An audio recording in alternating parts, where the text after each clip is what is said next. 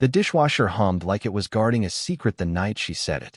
She stood at the sink, drying a half-empty wine glass, her back ramrod straight. Then came the sentence that gutted me. Intimacy is over between us. No tremor, no pause, just delivered like she was cutting a budget line, cold, efficient, permanent. I stared at the steam curling above the sink, thinking how it looked like ghost water. There, then gone. That's what the last 2 years had been. Dinners, reruns, fake smiles, all vanishing without my consent. Okay, I heard myself say. Not a scream, not a plea, just okay. And it shocked me. I'd braced for my chest to split, ribs breaking outward like a blown umbrella. Instead, something inside me simply stopped. A muscle unclenched. A fight I hadn't realized I was waging went quiet. She blinked, waiting for begging, for speeches, for me to collapse at her feet. I gave her none. I straightened the dish towel because my hands needed a task, and I walked out. No slamming doors. Just leaving the room where my marriage had been downsized. In the mirror, I looked like a man freshly laid off, still in uniform, badge still clipped, still smelling like the job, but already unemployed. I packed a bag like I was catching a flight. 2 shirts, running shoes, the paperback I never finished. When the zipper cut the air, she flinched. "You're leaving?" she asked. "I'm giving us space." A lie we both signed off on. That night, I slept on my brother's couch. His wife clinked pans in the kitchen, domestic noises sharp as cutlery in a drawer. My brother didn't ask a thing, just slid me coffee and a bagel, like I'd survived a disaster no one would ever report on. And here's the cruel part. I didn't cry. I jogged. I paid bills. I watered their plants. My chest didn't cave in. It just made room. The begging was gone. Every plan I'd pitched, date nights, trips, even that ridiculous workshop, had been me knocking on a locked door. Now there was only hallway. Her text came the next afternoon. Asterisk, we should talk tonight. Asterisk. I typed back. Asterisk, sure. Asterisk, professional. Hello. Like we were scheduling an audit. On the way home, I noticed everything I'd ignored for months. The scuffed banister, the dust behind the TV, the landlord's note about recycling. The things you only see when you're not chasing someone's retreating back. She was in that gray sweater I'd bought her, the one that made her look like a storm pretending to be soft. She looked worn out.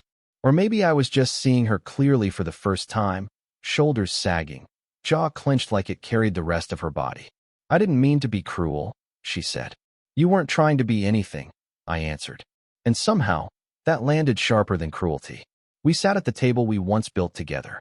The screw we put in backwards still made it wobble, a flaw we once called character. She gripped her mug, but never drank. I pressed my palms flat, bracing like I was about to be searched. "I thought you'd fight," she whispered. "I did," I said. "For years. Maybe that's the problem." The dishwasher rumbled again, though it was empty. Habit. Or maybe just finishing the last cycle we'd forgotten to turn off. Then she looked at me in a way that made my stomach tighten, like there was something she hadn't said yet. Something heavier. Something waiting. Silence is only peaceful when it's accidental. Once it's deliberate, it hangs in the air like a weight you can't lift. After Emily's speech in the garage, I'm not happy anymore. The house went hollow. Every word, every glance felt wired with explosives. I carried my pillow to the guest room that same night. No hesitation. She didn't expect that. And every time she walked by and saw me folding shirts in there like it was routine, I caught a flicker of panic crack her polished mask. For 2 days, I barely spoke. Not anger. Not pouting. Just clarity. She wanted space. She had it. She wanted me crawling, begging. Not this time. By Wednesday morning, that artificial confidence she'd been wearing like perfume started to fade. Her first attempt was light-hearted domesticity. She breezed into the kitchen, coffee cup in hand, leaning against the counter like we were roommates. "Morning," she chirped, too bright. "Want me to make you eggs?" I didn't even look up from my phone. Already ate. That was it. The whole exchange. That evening I caught her whispering into her phone in the kitchen, Jessica's voice faint on the other end. "It's not working," Emily hissed. "He's calm. Too calm. He just moved into the guest room like he doesn't care." I didn't let her know I'd heard. But inside, I smiled. They'd expected a performance. Me groveling, crying, begging for scraps. Instead, they got distance. And distance terrified her more than any fight ever could. Thursday, she escalated. She walked in wearing one of those dresses I hadn't seen since anniversaries, sat on the arm of my chair, leaned close, and purred. Maybe we rushed this whole break thing. Maybe we should reconnect. I set my book down, met her eyes. I think you've mistaken me for someone willing to forget what you said. You told me intimacy was over. Remember? The smile slid right off her face. She tried to laugh, brittle as glass. I was stressed. I didn't mean it like that. I shook my head. Words matter, Emily. You wanted to see how I'd handle rejection. Well, now you're seeing it. She didn't come to bed that night. Instead, I heard her pacing the kitchen, hissing into her phone again, her friends egging her on. Push harder, threaten divorce, make him jealous, force his hand. By Friday, she went nuclear, slammed her coffee mug on the table and spat. Maybe we should just tell people we're separating. See where it goes.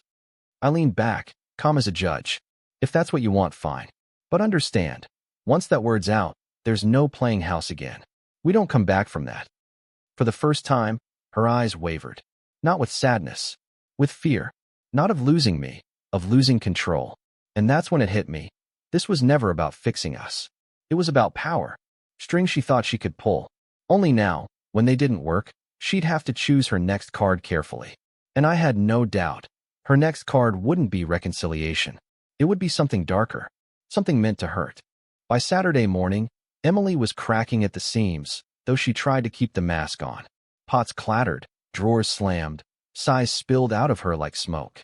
I sat at the table, sipping my coffee, watching the show.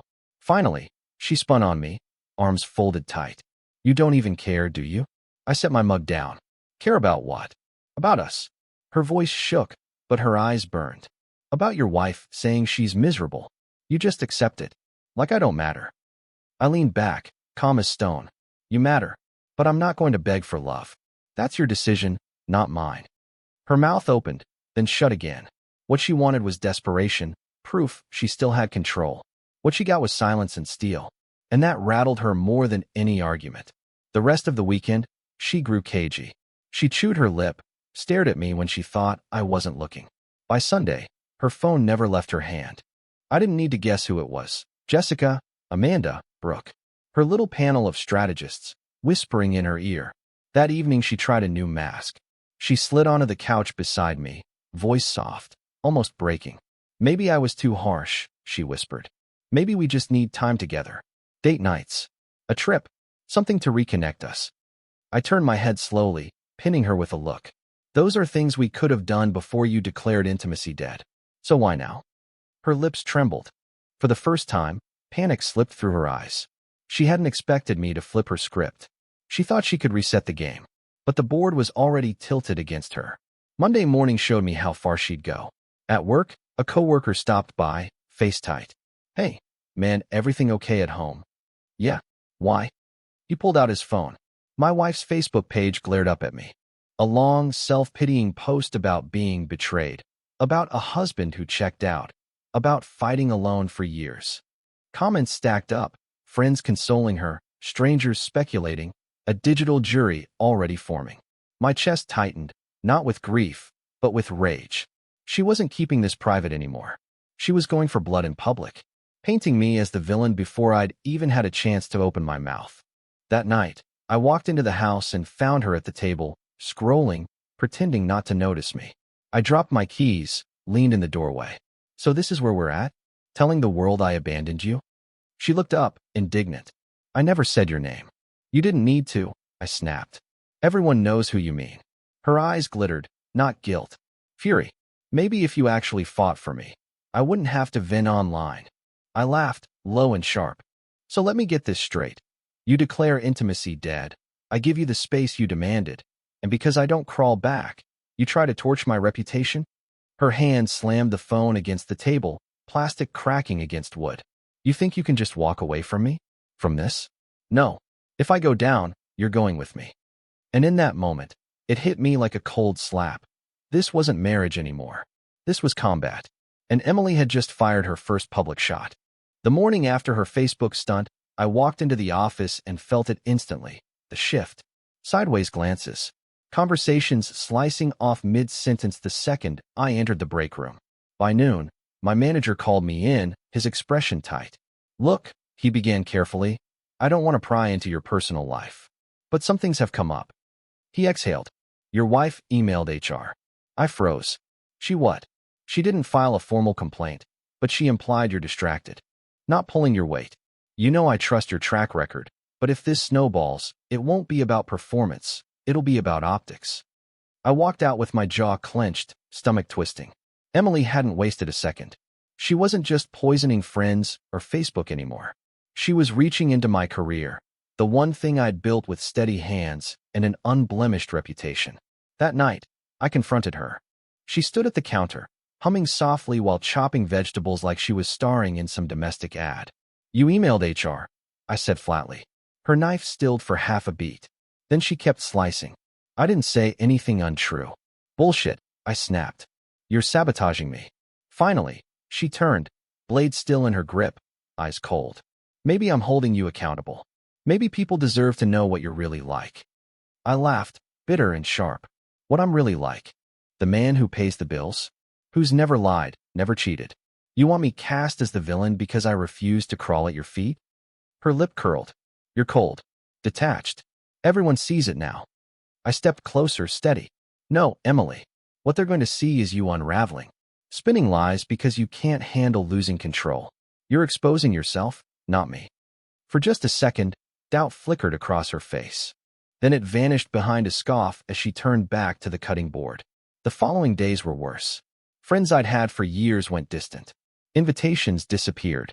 At a barbecue, whispers followed me like shadows. Later, one friend finally admitted what Emily had been feeding them, claims I was emotionally abusive, that I'd ignored her pleas for counseling. The irony cut deep.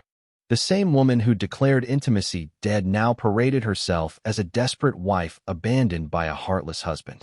And the scary part? People believed her. But lies are fragile. They need constant patching, constant retelling. And Emily wasn't careful. Screenshots circulated. Texts contradicted her stories.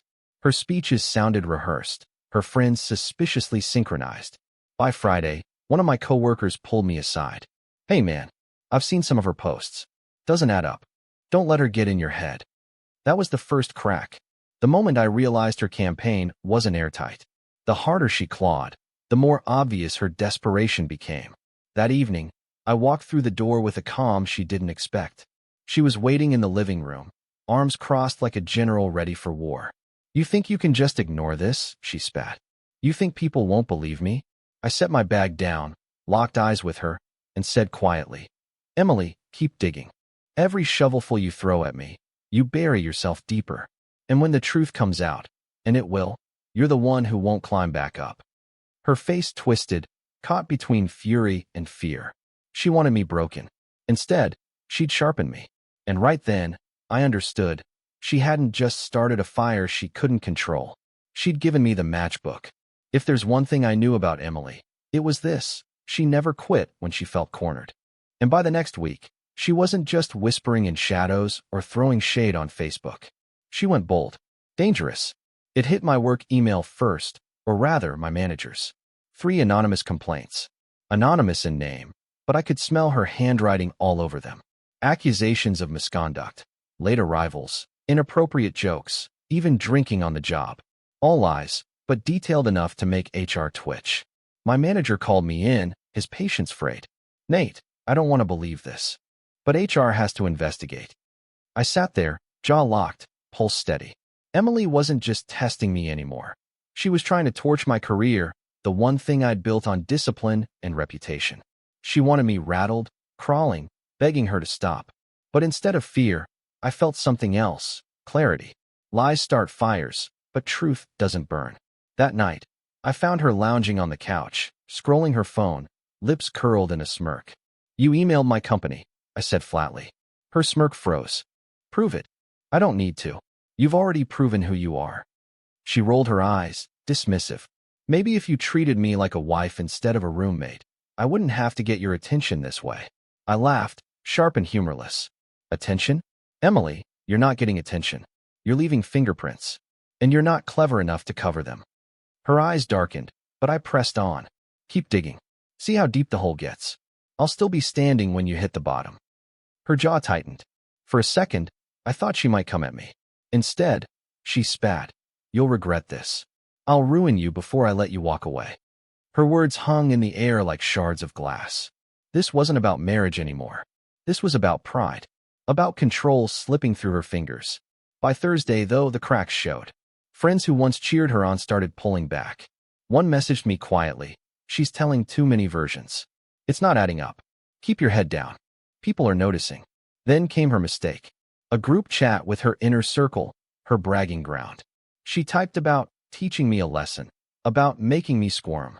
She didn't know one of those friends was done playing along. Screenshots landed in my inbox like a gift from fate. Reading them was like watching her shovel dirt into her own grave. No victim, no wounded wife, just a gloating manipulator savoring her revenge. The next morning, I printed every word, slid the pages into a folder, tucked it under my arm on the way to work. HR wanted answers. I had them. Proof. Receipts. That evening, I walked through the door to find her waiting, smug, arms folded like she already knew the score. Rough day? She asked sweetly. I dropped the folder on the table. Not as rough as yours is about to be. She frowned, snatched it up. Her eyes skimmed the screenshots, and the blood drained from her face. Her voice trembled. Where did you get these? I leaned in close, my tone steady, calm, final. Doesn't matter. What matters is this. You've exposed yourself. Every lie, every scheme, every whisper. And when the fallout hits, I won't have to lift a finger. Her hands shook as she clutched the papers, fury and fear tearing across her face. And in that instant, Emily finally understood. This wasn't just me refusing to break. This was the moment the fire she lit turned back on her. And it was only beginning to spread. When Emily saw those screenshots, something inside her cracked.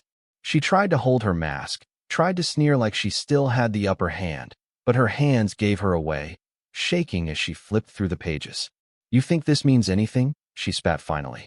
They'll believe me over you. I'm the wife. You're just what? I asked quietly. The husband who didn't beg?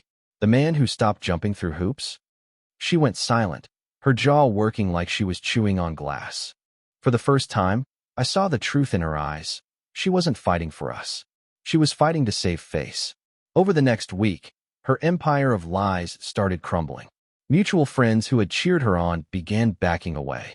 Too many contradictions, too many dramatic posts followed by, never mind, I overreacted. One by one, her allies fell silent. Jessica stopped liking her posts. Amanda ghosted her texts. Brooke, the loudest instigator of them all, was overheard telling someone, honestly, I don't know what's real anymore. Emily noticed. She grew restless, pacing the house at night, phone clutched in her hand like a lifeline. I'd catch her glaring at me across the living room, eyes burning with a cocktail of hatred and desperation. Her next move was desperate. On Wednesday, I walked into work and found IT waiting at my desk. My email account had been flagged. Someone had tried to send confidential files using my login. Luckily, the attempt was sloppy. The timestamp showed I was in a meeting at the exact moment the files were accessed. Security footage confirmed it. But the damage was clear. Someone was trying to frame me. When I got home that night, Emily was at the table, a glass of wine in her hand, smirking. Rough day? She asked, her tone sugary sweet. I stared at her, realization hitting like a punch to the gut. That was you. Her smirk widened. Prove it. You're not even trying to hide it anymore, I said, shaking my head. Do you hear yourself? You're not saving this marriage. You're trying to torch everything around you. She leaned forward, her voice sharp. If I can't control the story, I'll burn it down. Do you get it now? You don't get to walk away clean. Not after humiliating me. I let her words hang in the air, cold and heavy. Emily, you're not humiliating me. You're humiliating yourself. And everyone sees it. For the first time, I saw fear flicker in her eyes. Not fear of me, but fear of exposure.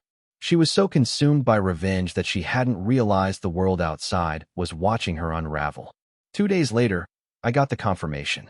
HR called me in, not to reprimand, but to apologize. They'd traced the attempted breach. It came from my home IP address. I didn't say a word, just nodded, thanked them, and walked out with my head high. That night, I walked into the house and found Emily waiting, trembling, phone in hand. They know, I said simply. Her face drained of color. You wouldn't. I cut her off, my voice colder than ice. No, Emily. I don't need to do anything. You've already done it to yourself. Her mouth opened, but no sound came out. For the first time since this whole nightmare began, she looked small. Not powerful. Not smug. Just a woman standing in the wreckage of her own making. And for me, that was the clearest goodbye yet. Once HR traced the sabotage attempt back to our home network, the dominoes fell fast. I didn't have to push. I didn't have to shout. Emily's lies began crumbling under their own weight. At first, she doubled down. She stormed into our bedroom with her phone, red-faced, waving it like a weapon. They can't prove it was me, she snapped. For all they know, you tried to frame yourself for sympathy. I stared at her calmly, folding laundry like we were discussing the weather. That's the story you're going with. She faltered, searching my face for the anger she wanted, the fight she craved. But I didn't give her the satisfaction. And that's when I saw the panic bloom. By the weekend, her isolation was obvious. The friends who once fueled her fire stopped showing up. Group chats fell silent. No more wine nights. No more "you go girl" comments on her melodramatic posts. Even her own sister called me privately, voice heavy with disappointment. She's telling people things that don't make sense, her sister admitted. It's like she's unraveling. I don't even know who she is right now. Neither did I. Emily tried one last desperate stunt. She showed up at my workplace unannounced, storming through the lobby like she owned the place, demanding to see me. Security intercepted her before she made it upstairs, but word spread fast. By the end of the day, everyone knew.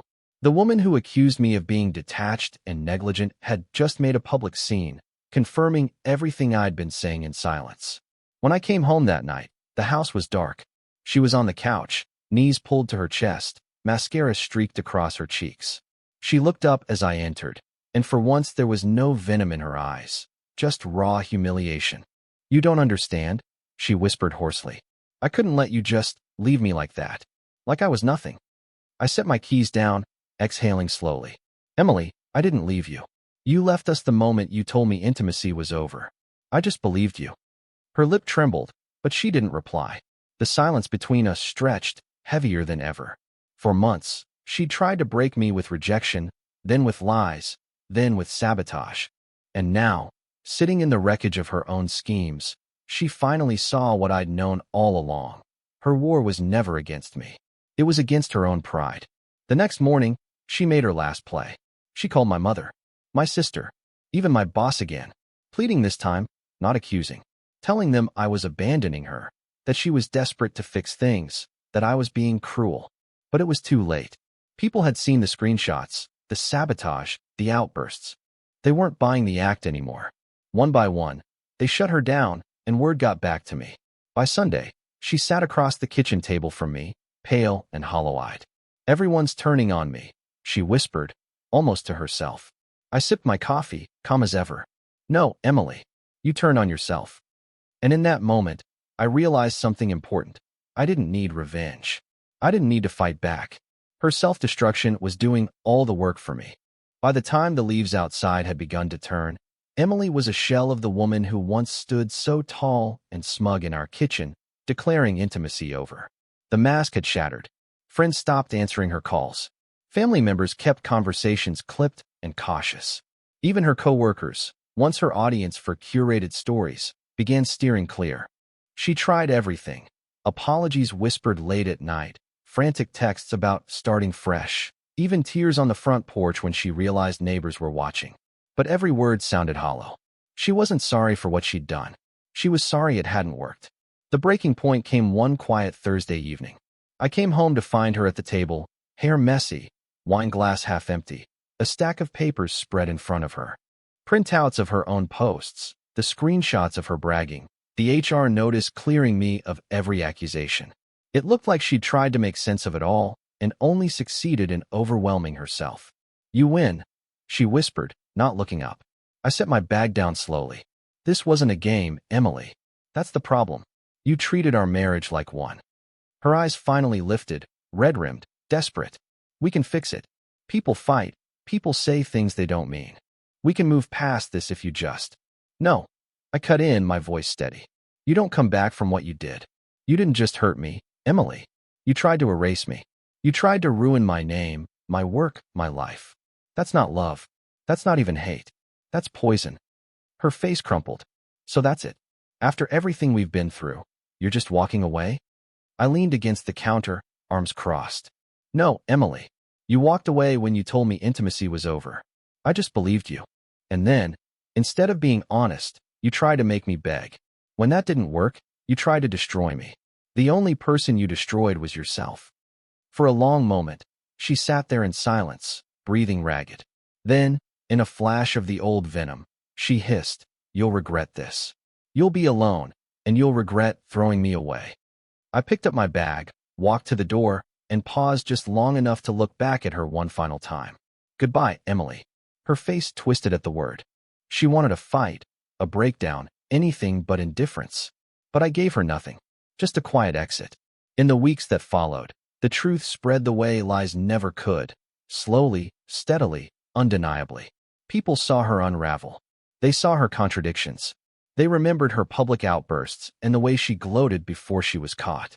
By December, she was the cautionary tale whispered about at parties, the woman who tried to burn her husband down and ended up choking on her own smoke. And me? I didn't chase revenge. I didn't need to. I kept working, kept running, kept living. Friends who doubted me reached back out. Family closed ranks around me. It's strange how the end of a marriage can feel less like a collapse and more like a release. For years, I thought holding on made me strong. But the strongest thing I ever did was let go. Emily once told me intimacy was over. She was right, though not in the way she meant. What ended wasn't just intimacy. It was the illusion that love could survive without respect, without honesty, without kindness. And as I walked forward into a life she no longer had power over, I realized her revenge had given me the greatest gift of all, freedom.